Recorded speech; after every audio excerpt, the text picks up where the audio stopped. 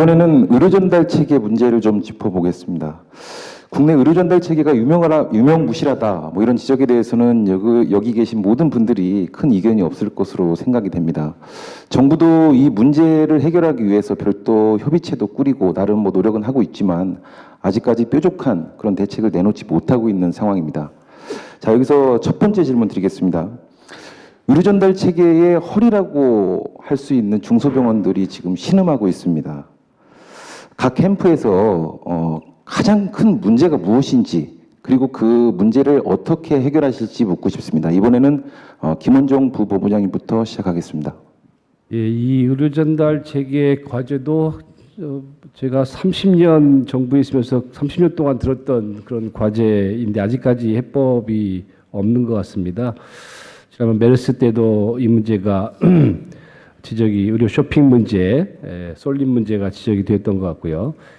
큰 틀에서 의원은 경증, 종합병원은 중증 이렇게 해야 된다는 것은 아무 이견이 없는데 중소병원이 그 가운데서 어떻게 될지에 대해서 지금 답이 없는 것 같습니다. 지방의 의료 현실이나 큰 병원과 경쟁을 해야 되는 지방 중소병원의 상황을 고려한 정책 수립이 필요한 시점이다 생각하고 있고요. 국민의당과 안철수 후보는 지역 중소병원 지원 육성법 제정하겠습니다.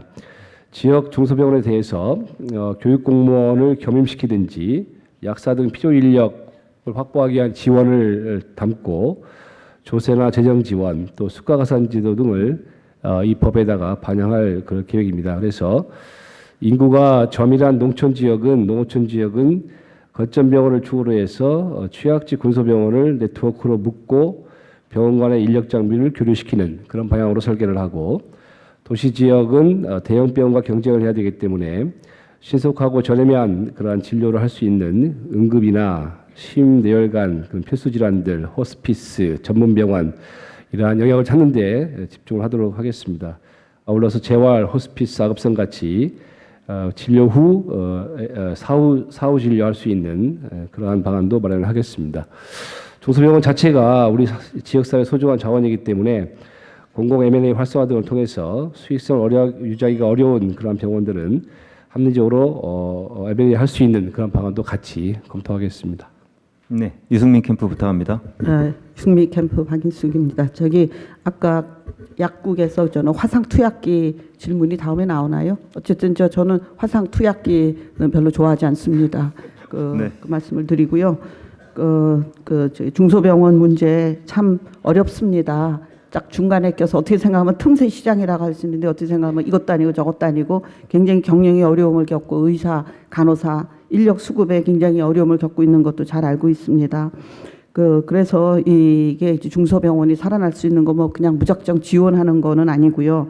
특성화, 지역 특성화, 전문 특성화로 가야 된다고 생각합니다. 지금 전문병원 이제 제도도 만들어졌는데 그걸 좀 더 활성화하는데 그거를 조금 더 기준을 좀 더 잘 세분화해서 정말 뭐 척추 전문병원, 뭐 학문 전문병원, 그런 방향으로 가면은 그 사람들이 환자들이 그냥 무조건 큰 병원으로 쏠리는 거를 좀 막을 수 있을 것 같고요. 또 하나는 지역 거점 병원, 농어촌 그 산재가 많은 데를 가면은 또 산재 병원을 지어달라고 합니다. 공단에 가면은 그렇고요. 농어촌 또 거기 특별한 있는 병도 많이 있고, 그리고 또 아이 낳기가 굉장히 어렵잖아요. 그런 병원에. 그러니까 그런 거는 좀 그런 병원은 특별히 차별적으로 특혜를 준다던가 그런 법을 쓰겠습니다. 제가. 그러니까 지역 거점, 특성화 거점으로 활로를 찾아야 되고 그 크라이테리아를 잘 만들어서 특별한 지원도 필요하면은 지원을 하겠다는 거를 법을 쓰겠습니다. 제가. 네, 이상입니다. 네, 심상정 캠프 부탁드립니다. 예, 저는 이것은 자유롭지 않다고 봅니다. 뭐 친재벌 대기업 중심의 그동안의 수십 년간의 정치 구조에서 일어난 일 아니겠어요? 실제로 빅5라고 불리우는 대형 병원이, 서울에 있는 대형 병원이 심지어 경증 환자까지 외래까지 전부 싹쓸이하고 있는 거 아닙니까? 또 하나는 그래서 중앙과 또 지역 간의 격차가 엄청나게 크다는 것이죠. 여기에서도 이제 허리가 아프다, 잘못되어 있으면 아니 허리 없이 어떻게 몸이 움직이겠습니까? 그런데 그 역할을 찾고 있지 못하다는 것이 큰 문제인데요. 중소병의 상당수가 2차 의료기의 역할을 제대로 솔직히 수행하고 있지 못합니다. 양쪽에 딱 끼어가지고요. 역할 정립을 분명히 하자는 이야기인데 그러려면 이제 금방 박인숙 의원님께서도 말씀하셨는데 지역 거점 병원, 전문병원, 요양 재활병원 등으로 재구성을 해보자 이런 겁니다. 솔직히 화상 입으면요 여기 한강성심병원 제가 오피스텔에 그래서 혼자 살고 있는데요 거리 다 옵니다. 그런 것을 권역별로 해서 거기에 대한 시스템을 갖춰주면 국가적 차원에서 화상 환자가 얼마나 급합니까? 위험합니까? 이러한 것들을 전문병원으로서의 역할을 재구성을 해보자. 그런데 이제 소규모의 저는 중소병원 난리 이 부분은 또 별로 찬성하지 않습니다. 특히 사무장병원이나 이런 부분은 막아야 되겠고요. 지역별 병상 총량제를 실시하자는 것입니다. 그래서 그러면 중소병원이 살아날 제도적인 부분들 그리고 계획적인 부분들 그리고 거기에 따른 정책의 실행이 현장에 맞닿을 수 있다. 저는 그렇게 생각합니다. 이걸 정부가 계획적으로 해야죠. 저는 그렇게 생각합니다. 네, 문재인 캠프 부탁드립니다. 중소병원이 어렵다는 말은 늘 들어왔습니다. 그런데 이제 제가 이걸 말씀을 드리자면 중소병원의 어려움의 기원은 중소병원 그 자체라고 할 수 있습니다. 중소병원이 규모가 너무 작기 때문에 기본적인 어려움을 겪게 되는 것입니다. 이거는 간단한 원리인데 과거에는 병원이 그렇게 자본 투자를 많이 하지 않아서 노동집약적 산업이라고 했습니다. 그런데 최근 들어서는 병원에 점점 더 많은 자본 투자가 들어가게 됩니다. 많은 시설, 많은 장비를 필요로 하게 되죠. 자본 집적도가 높아지면 높아질수록 병원의 규모는 커져야 됩니다. 당연한 경영학적인 원리이고요. 그런데 우리나라에서는 너무 소규모의 병원이 많다고 하는 것이 중소병원 문제의 핵심이고 더더군다나 이 병원들이 공급 과잉 상태에 들어가 있다는 것이죠. 그러면은 이 중소병원을 커질 수가 잘 운영될 수가 없습니다. 그래서 이 중소병원을 너무 작은 병원, 300병상 이하의 병원들이 설립되지 않도록 병원의 규모를 더 크게 큰 병원으로 제한을 해서 신규 진입을 좀 막아주고 그리고 퇴출하기를 병원이 사업을 그만두기를 원하는 그런 병원은 손해가 없도록 자연스럽게 유도해서 시장에서 나갈 수 있도록 그렇게 도와드리는 것이 중소병원 문제를 푸는 가장 핵심적인 방식이라고 생각을 하고요. 이거는 30초를 더 쓰겠습니다. 네, 추가 답변 시간 계속해서 좀 30초 더 해주시죠. 그리고 이 소규모의 중소병원은 당연히 요양병원이나 전문병원 또는 농어촌에서의 중심적인 병원으로 기능 전환을 시켜줄 수 있는데 이 부분은 요양병원은 현재 공급 과잉 상태이기 때문에 어려울 것이고 전문병원은 장려하되 규율을 강화하는 것으로 그렇게 해야 될 것이고 300병상 이상의 2차 병원은 적극적으로 육성해야 됩니다. 그래서 든든한 2차 병원이 네트워크로 성립될 수 있도록 해야 할 것입니다. 네, 감사합니다. 홍준표 캠프 부탁드립니다. 예, 홍준표 대통령 캠프 말씀드리겠습니다. 중소병원이 이제 이렇게 고사되고 있는 거는 결국은 의료기관의 무한 경쟁 체제 속에서 자리를 잡지 못하는 것이 이제 문제라고 저는 생각을 하고요. 앞서 이제 다른 의원님들 다른 캠프에서 말씀하신 거와 중복이 될 것 같아서 좀 차별화하는 상황에서 제가 말씀드리겠습니다. 일단 중소병원들이 호소하는 애로사항을 보면요, 의사 인력 수급 문제를 많이 말씀합니다. 인력난, 빈번한 이직 이런 것들 이제 있고요. 그다음에 각종 제도 변경으로 인해서 행정 비용이 많이 나간다. 그리고 많이 하셨지만 그 고가 장비, 팩스라든지 MRI 이런 최신 의료 장비를 구매를 해서 설치를 해야 되는데 이 부분에 대한 부담, 그리고 의료보험 수가, 이 수가가 상대적으로 소외감을 느낀다, 이런 것들이 있고요. 그다음에 다른 의료기관, 공공의료기관 간의 어떤 경쟁에서 차별화가 안 되는 거예요. 그리고 지원을 못 받는 거예요. 이런 게 문제입니다. 그래서 누차 똑같은 얘기인데요. 어떤 역할을 정확하게 확립을 해야 된다고 저는 생각을 해요. 그럼 그런 어떤 역할을 확립을 해야 되느냐, 그 부분은 그 소위 이제 전문병원, 다시 말해서 뭐 척추 전문병원, 또 뭐 여성 전문병원, 또 알코올 전문병원, 노인 치매병원, 그리고 또 관절 또 중심병원, 이런 식으로 좀 특화되는 전문병원으로 전환을 하거나 아니면 중소병원의 그 지역 거점 병원으로 전환을 해서 필요한 역할을 할 수 있도록 전환하는 것이 좀 필요하고요. 그리고 또 수가입니다. 의료 수가에 대해서 이 중소병원 경쟁력을 강화하기 위해서 추가 수가에 대한 답변하시겠습니까? 30초 쓰시겠습니까? 예, 예. 네. 그 이번여의 그 차등 수가를 좀 검토를 해서 이런 거에 대한 지원이 좀 있어야 된다고 생각을 하고요. 또 이제 저희 자유한국당의 차별화된 그 전략은 중기청, 중소기업청과 그 연계해서 그 중소병원들하고 중기청하고 그 중기청이 어떤 행정적 재정적 지원을 받을 수 있도록 하도록 그 정부 부처를 홍준표 후보가 대통령이 되면 정부로 하여금 이런 일을 열심히 할 수 있도록 적극적으로 챙기도록 하겠습니다. 예. 네, 두 번째 질문 드리겠습니다. 대형 병원 환자 쏠림, 사실 의료 전달 체계의 최대 화두죠. 그동안 다양한 정책들이 제안이 됐지만 모두 실패했습니다. 제가 단도직입적으로 한번 여쭙겠습니다. 대형 병원 환자 쏠림, 이 문제 과연 해결할 대책은 있는 걸까요? 이번에는 박인숙 부의장님부터 시작하겠습니다. 네, 이건 뭐 사실 다 단독 질문이 아니고요. 지금까지 나왔던 의료 전달 체계 그 총체적으로 그거에 그냥 하나의 엔드 리설트라고 할 수 있죠. 1차 의료 활성화, 동네 의원 활성화, 중소병원 다 같이 맞물려 가는 건데 닭이 먼저인지 달걀이 먼저인지와 상관이 됩니다.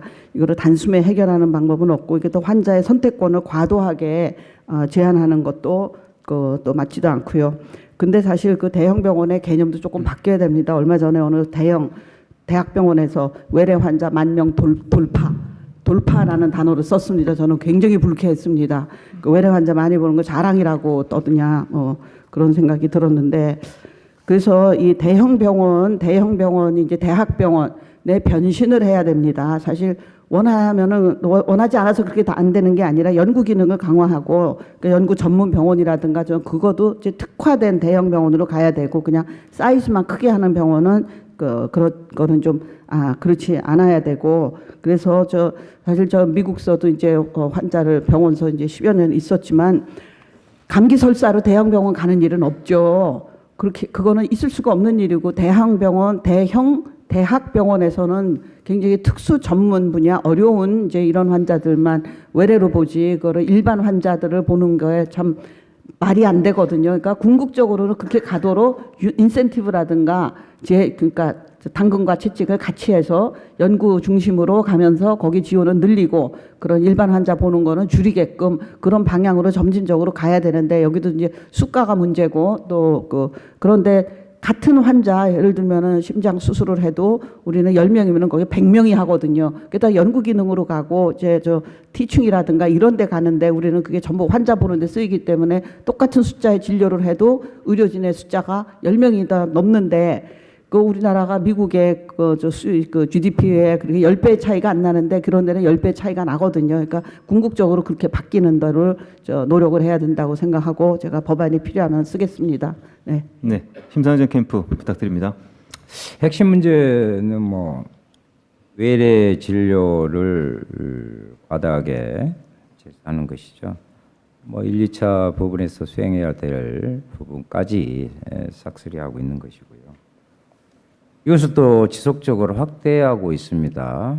자중하지 않고. 대학병원의 외래 기능은 저는 그렇게 생각을 합니다. 중증 질환, 회기난치성, 수술 환자들 대형 병원이 잘 할 수 있는 해야 되는 그런 영역으로 좀 제한을 하고요. 경증 외래 환자의 비중이 높은 부분은요, 과감하게 디스인센티브를 부과해 버려야 돼요. 말로만 아무리 해도 안 됩니다. 그리고 경증 외래 환자는 1차 의료기관으로 이렇게 회송토록 이렇게 제도적으로 좀 해야지 않느냐 이렇게 보고요. 이것이 중형병원 문제와 간호 인력 등 보건 의료 인력의 문제와도 이렇게 연동되어 있잖아요. 실제 보면 간호 인력 같은 경우도 간호간병 통합 서비스 한 대로 더 많이요. 수천 명씩 막 서울에서 대형 병원에서 그냥 웨이팅 시키고 있습니다. 그것도 뭐 10개월, 어떤 때는 1년 헤어지고 나머지는 그동안에 지역에서 적은 병원에서 알바 뛰러가고 이러한 모습으로 해서는 중형병원이나 지역병원이 인력 부분에 그 어려움을 호소하고 있는데 이런 것들도 제도적으로 개선해야 된다, 막아야 된다 이런 것을 말씀드립니다.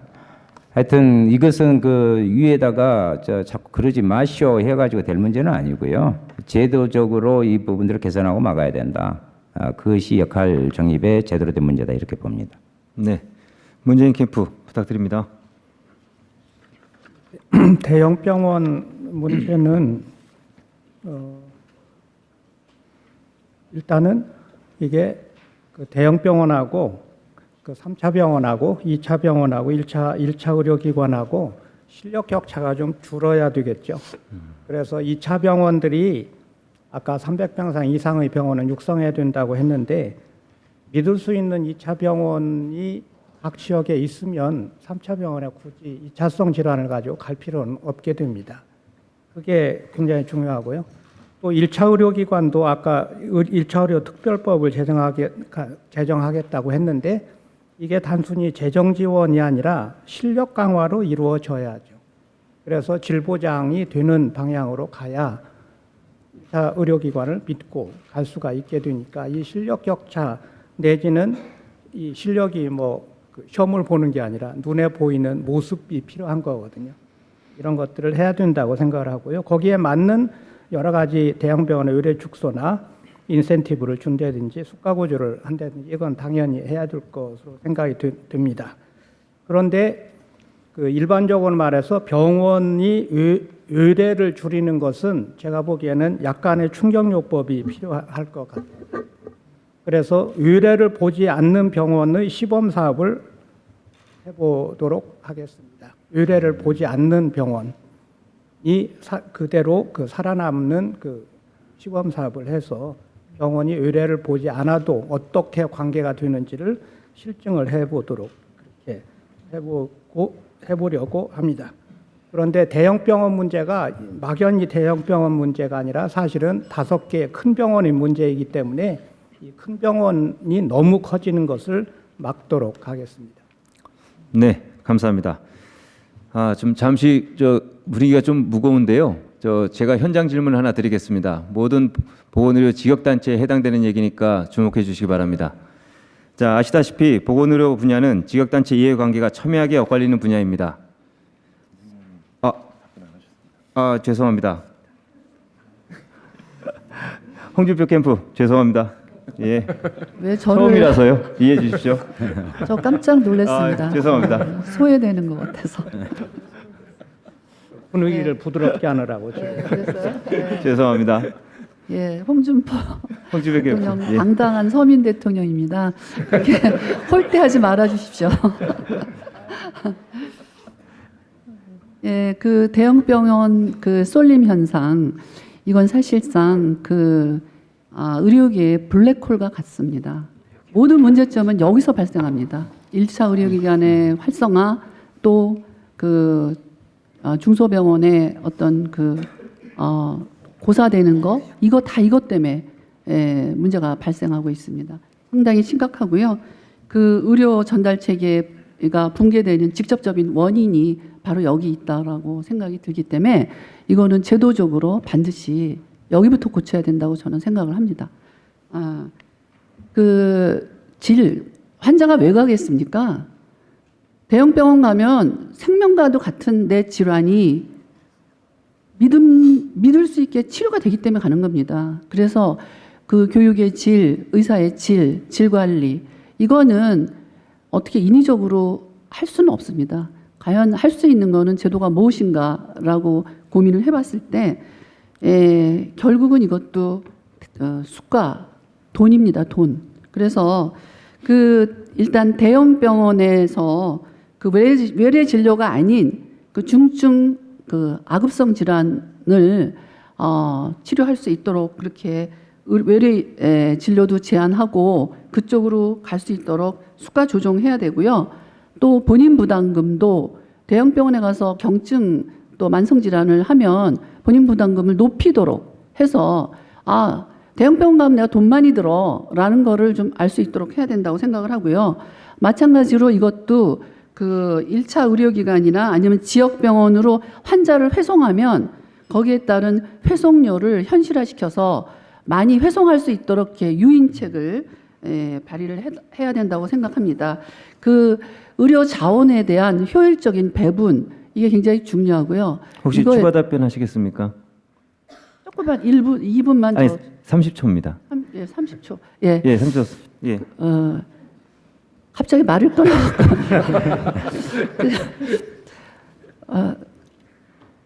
어디까지 했는지 잘 기억이 안 나고요. 그냥 회송 체계를 통해서 대형 병원에서 환자를 회송할 수 있도록 그렇게 해야 되고요. 이건 정말 보건복지부가 의지를 가지고 많은 그 대안들이 있습니다. 그거를 의지가 부족해서 이게 여지껏 해결이 되지 않는 거 아닌가 저는 그렇게 생각합니다. 네. 네. 홍준표 캠프는 추가 답변 2번 다 사용하셨습니다. 자, 안철수 캠프 부탁드립니다. 네. 대형병원 환자 쏠림 현상, 52개 경증 질환에 대한 환자 약제비 인상으로 그동안 부분적인 성과가 있었다고 들었습니다. 하지만 여전히 쏠림 현상이 남아있는 그 상황이다. 이 문제는 아까 말씀하신 대로 병원 간 의료 격차에 기인하는 것인데 의료 기술 격차라고 하는 것을 따져보면 처음에 들어왔을 때 그 진단 단계에서부터 또 수술과 처치 단계, 입원 치료 단계 각 단계별 격차가 있는 것 같습니다. 진단이 가장 중요한데요. 진단과 관련해서는 상당히 격차가 있는 것으로 저는 이해를 하고 있고 다만 최근에 그 인공지능 같은 그런 정밀 의료가 발달하고 있기 때문에 이러한 그 정밀의학 시스템을 비수도권 그 병원에 조기에 확산할 수 있다면 진단에서의 격차는 좀 빠른 시일 내에 축소할 수 있지 않을까 이런 생각입니다. 이런 분야에 대한 그 비수도권 병원에 대한 집중 투자를 통해서 진단 분야의 격차를 해소해 나가도록 그렇게 하겠습니다. 수술은 아까 말씀드린 대로 지역 거점 병원 육성을 해서 특히 56개 중진료권 중에 500병상 병원이 없는 그런 입원 진료 취약지에 대한 거점 병원 육성, 특히 그 지방대학병원은 시도 단위의 권역 거점 병원으로 지정해서 발전시키는 방안 이런 것들을 추진할 계획입니다. 국립대 병원 등 공공의료 관리 체계를 일원화하겠습니다. 공약에 쓰진 않았지만 보건복지부로 일원화하도록 그렇게 하겠고요. 수도권 병원과의 경쟁력 갖출 수 있는 여러 가지 그 시설 투자 해나갈 계획입니다. 전문병원에 대한 육성 사업이 지정만 돼 있고 실제 지원은 없는데 지역 중소병원 지원 육성법 제정 시에 전문병원 육성 방안, 제도적인 방안 추가하도록 그렇게 하겠습니다. 추가 답변하시겠습니까? 네네. 30초. 예. 만성질환 말씀드린 대로 전국민 단골의사 제도를 통해서 지역 그 의원들 간의 수평적 네트워크 구축을 해서 지역 주민들에 대해서 상시 건강관리 시스템을 구축할 수 있게 이렇게 하겠고 현재 진행되고 있는 진료 의료 회송 시범 사업 대폭 확대해서 상급병원에서 진료를 마치는 환자가 신속하게 지역사회 의료기관으로 이송될 수 있도록 그렇게 조치하겠습니다. 네.